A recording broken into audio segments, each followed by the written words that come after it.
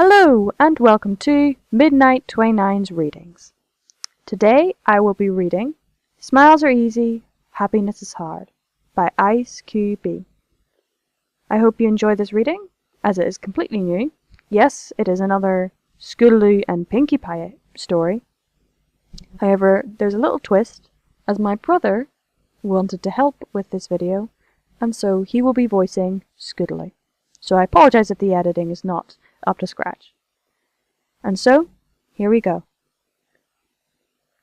Smiles are easy, happiness is hard by Ice QB. Why are we here, Pinkie? Asked Scootaloo as the two ponies approached a large waterbed. A lake as any other pony would have called it, but Pinkie referred it to her as her home. A small tree provided just enough shade for them. It's amazing, isn't it? You can see all that little sparkling thingies just floating on top of the water. It's magic, exclaimed Pinkie, with a large smile plastered across her face. A somewhat difficult sight to see, with her huge hair blocking half her face. Scootaloo managed to see it, though. There was a smile, not ecstatic, not overjoyous or jubilant, but there was a smile. She saw a smile unlike Pinkie's smiles. It was reassuring. It was calm. It was happiness. I love spending my evenings here when I'm not busy with friends, or planning parties with my friends, said Pinkie, as she took a step and pointed forward. Sometimes I feel like they don't want me here. They? The sparkly creatures. They can hear everything we say, whispered a grinning Pinkie. The sun is barely set, but sometimes during this time of the day, I can feel the cold seeping into my heart. It's like the sun is telling me, I have to go now, and you should too. Scootaloo placed a hoof over her heart and felt it thump. Once, twice, but her hoof felt hotter as she laid it there. Then sometimes I would watch Celestia lower it, and watch Luna slowly rise the moon. I can almost hear them talking to me again. Like they're telling me, we need the sun. But I talk to them and tell them that it will return. Scootaloo raised an eyebrow, but nodded her head anyways. And when it returns, every pony will be all sparkly once more. Isn't that great? Yeah, sure. Asked a puzzled Scootaloo. But you told me you were going to show me your home. I thought you lived with the cakes. Everybody thinks that. I do live with the cakes, you silly filly. But this is my second home, right under this tree, said Pinkie as she leaned it against it. It's where I feel happy all the time, and when you're at home, you should never feel sad. You should always be smiling. Huh? Scootaloo walked towards Pinkie. So it's kinda like your treehouse? Like the one we have at Applejack's? Mm-hmm. Except that there's no house. Don't be silly. It's right here, said Pinkie as she formed the outline of her house with her hooves. Dotted lines somehow traced the movement of her hooves until the shape of a house was formed. The door's kind of small, but any pony can fit in. A quizzled look had been smeared across Scootaloo's face, but that didn't hinder Pinkie from giggling. I don't get it, Pinkie. Why are you always so happy? Because my friends make me happy, and I love to make my friends smile. Yeah, but what happens when you're alone? Don't be silly again. I'm never alone, said Pinkie as she wrapped a hoof around her. Even when I'm here, I'm surrounded by my sparkly friends. I can always smile knowing I'm someone to talk to. Geez, Pinkie, I've never seen it that way before. I always thought you were sorta... Crazy? Yeah, I get that a lot. Pinkie smiled triumphantly. Don't let the nauseators hurt you. Hey, Pinkie, you must be an expert on being happy, right? I could be. I should be. Pinkie first bore happiness, but it quickly switched to suspicion. She leaned towards Scootaloo's face with her downward sloped eyebrows. Why? I don't know. I mean, my life's amazing and all. I have great friends and a great sister. I'm recently learning how to fly, and I'm getting better at it. Good, good. Pinky nodded her head, but her eyes never left Scuddly. But why am I feeling Ah! Screamed Pinky as she covered her ears. Don't say it! like, Don't you! don't you? Ah! Flaming chicken nuggets! There was a brief period of silence. Neither party knew how to continue the conversation, and instead let the sound of a gentle breeze trickle into their ears. I'm sorry, said Scuddly, as she sighed and turned away. Do you want to talk about it? Scuddly bit her lip. There was so much in her mind that she needed to get off, yet at the same time the orange Pegasus deliberated. Can I tell her? But she already knows. Ugh, this is frustrating. Pinky? How is it like back at your farm? I remember that you told me your family wasn't all happy. Are you kidding? My family's the most fun I've had, except their smiles. They never smile. But they were happy. Pinky began bouncing around. You don't need to smile. Sometimes some ponies don't even show that they're happy. Were they happy when you left? That? Pinky stared blankly at the open fields. I'm not really sure. Part of me tells me that they are. The other part of me tells me that they'll miss me. How about you, Scoots? How does your family feel? Feel? Yeah, you know. Are they fantastic? I'm sure they're really, really great to hang around with. Ooh, maybe after this you can show me where you live. Sweat broke down Scuddly's forehead. She looked away, giving a long sigh, and rested her hoof on her elbow. I'm not sure. Rainbow Dash tells me that they'll always be with me, whenever I go. I guess they must be happy enough to wander around with me. A small tear was shed, an attempt to brush it off was played, but Pinky had caught the sight of it. What's wrong? Nothing.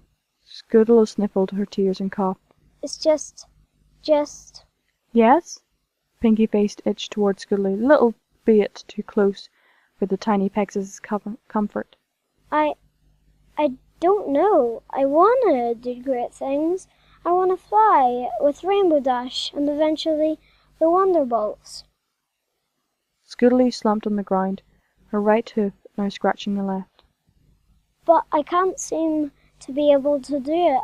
I can barely lift myself off the ground. I thought that if I could be with Rainbow Dash, my life would be much happier. But it's all the same. I thought that if I could practice hard enough, I could be, happy. But I don't know. Stop saying I don't know, you silly filly. Of course you know. You just need to figure it out. Pinky reached for Scuddly, but stopped short. Figure what out? The three of us Crusaders are always try new things, but we never seem to get anywhere. Maybe I wasn't destined for great things. There was a slight pause as rustling leaves serenaded the two little ponies on the hill. Were you always feeling depressed all this time? Pinky's voice lowered to a small hush. She gently nudged Scuddly, and a smile of hers began waning.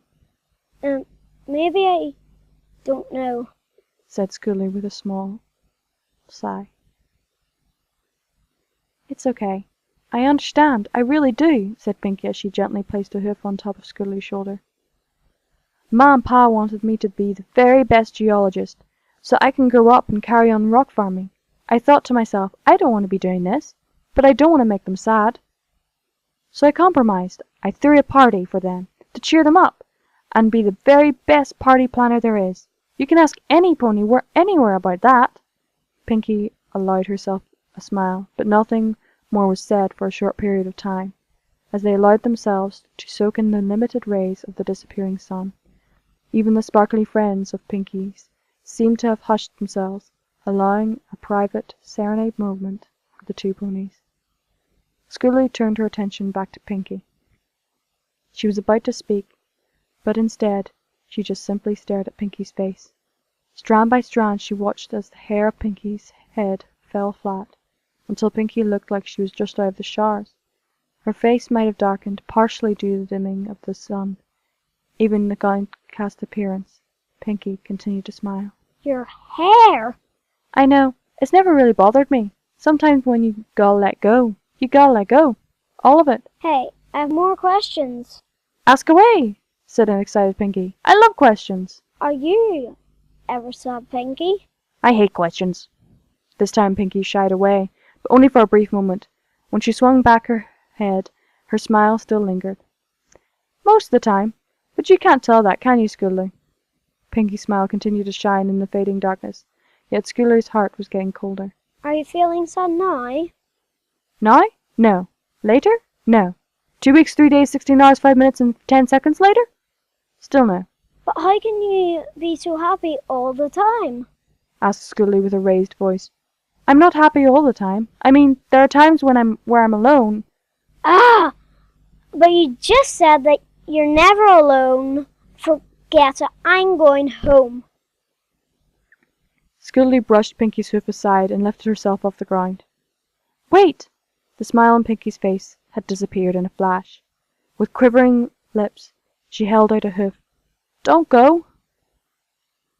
Scoodly stopped in mid-flight as if something tethered her to the ground. There were 2 options, none of which were easy to decide. Her confused brain made it even harder to, and her threshold was on the verge of breaking. Please? There was a moment of hesitation. A sigh and a frown later, she flew back down beside Pinky and glanced towards the ground. Sorry, Pinky. I don't... Shh! Pinky interrupted her with a hoof over her mouth. I understand. Scoodly looked up at Pinky and still saw the smile on her face. How are you still smiling? Smiles are easy. Happiness is hard, said Pinky. Sometimes you really just gotta do what you can and hope it's enough. For me, I try to make my friends laugh, to smile, so that I can smile and laugh. Just hope. Hope? It's a powerful word. Ma and Pa used to tell me that it was all just fantasy. But I got it. I got hope. If you want to be happy, you must always keep hope in your heart. Pinky clenched her hooves and nodded. Never lose hope. It's your bestest, most superific friend you'll ever have. Just keep it. Keep hope. And never lose faith. That's what I always say. Well, what can I hope for? Like you said, hope for the best you can be. Like Rainbow Dash. So... Scoodly touched her lips with the hoof and hunched forward. Deep in thought, she gently tapped her lower lips. If I can work super extra hard to be like Rainbow Dash and hope, I can be happy? Well, you can't be some other pony, you silly filly, said Pinky as she rubbed on annoyed Scoodly's head. You gotta be yourself. Find out what you're really good at. Yeah, no cutie mark yet. Scoodly frowned and pointed at her blank rump. You think if I hope hard enough I can get my cutie mark? Psh, I know you will. Just hope and never look back from not hoping. No hope? Huh. Scoodly turned to face the sunset, the last rays of sunset disappearing as the sun dipped behind the horizon. Her heart immediately grew colder, like Pinky's sparkly friends were telling her, Hey, we need the sun back. But Scoodly just smiled and said, Just hope. Well, that is Smiles Are Easy, Happiness is Hard by IceQB. Hope you enjoyed. I hope you enjoyed hearing a different voice for Scoodly. And I will see you all next time. Stay brony!